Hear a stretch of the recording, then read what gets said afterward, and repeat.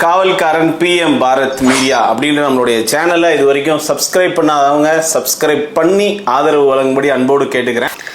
இதை தொடர்ந்துனா நம்ம நமக்கான அரசியல் எப்படின்னா இருக்குது, நம்ம கம்யூனிட்டிக்கான அரசியல் எப்படி இருக்குது, நம்மளுடைய அரசியல் எதுக்காக எப்படி இருக்கும், நீங்கள் என்ன நினைக்கிறீங்க அதை பற்றி? அரசியல் சூழ்நிலை ரொம்ப ரொம்ப ரொம்ப மோசமாக இருக்குது. நமக்கான குரல் கொடுக்கக்கூடியவங்க யாருமே இல்லை.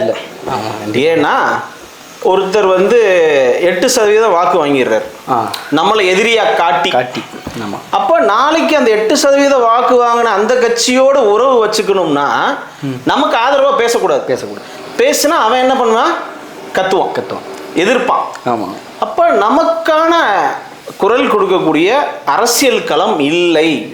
யாருமே எந்த கட்சியும், நான் இதுக்கு முன்னாடியும் நமக்கு யாரும் எதுவும் செய்யல, இனிமேலும் யாரும் எதுவும் செய்ய போறது இல்லை. ஏன் இவ்வளவு தெளிவா சொல்றேன் அப்படின்னா, நமக்கு ஏதாவது ஒரு சின்ன விஷயம், ஒரு வடுகர் இடஒதுக்கீடு, உள் இடஒதுக்கீடு, எம்பிசியில் டிஎன்டி டிஎன்சியில் உள் இடஒதுக்கீடு என்ன கொடுத்துருக்கீங்க? எதுவுமே கொடுக்கல. இந்த சமுதாயம் இதே ஆளுங்கட்சி எதிர்கட்சி, மத்தியில் இருக்க ஆளுங்கட்சி மத்தியில் இருக்க எதிர்கட்சி 60 ஆண்டுகாலமாக ஓட்டு போடுறோம். எங்களுடைய வாழ்க்கை தரம் 1% கூடலைங்க, 1% கூடலை. மாதம் மாதம் உழைச்சாதான் காசு, உழைச்சாதான் வீட்டில் அடுப்பெரியும். இப்படி தான் உழைச்சி நொந்தா தேஞ்சு போயிட்டுருக்கோம். அரசியல் களம் நமக்கு சாதகமாக இல்லை, நமக்கு மரியாதை இல்லை.